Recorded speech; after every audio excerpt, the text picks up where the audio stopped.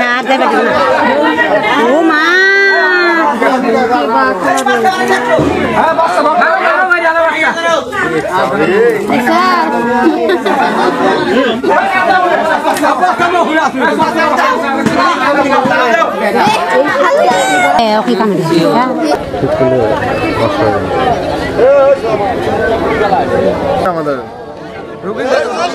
দেহ না না অসুবিধা নাই।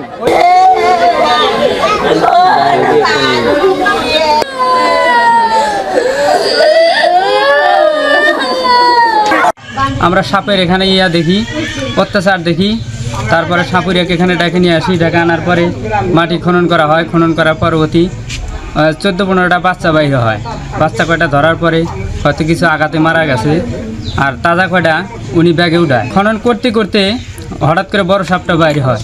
বাইরে হওয়ার পরে উনি সাপটা অনেক কিছু পানি পড়া, বালু ছিটা, এগুলো সব কিছু পরামর্শ করে এবং দেওয়ার পরে উনি বলে যে সাপটার মানে ইয়া বেশি ভালো না। অনেক কষ্ট করে সাপটা ধরার পরে উনি বাম হাতের ভিতরে নেয় সাপটা।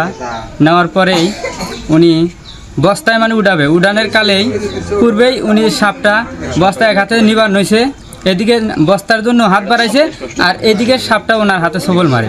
সবল মারার সাথে সাথেই আমরা কিন্তু ইতিমধ্যে ওনাকে 2টা বান দিই হাতের মধ্যে।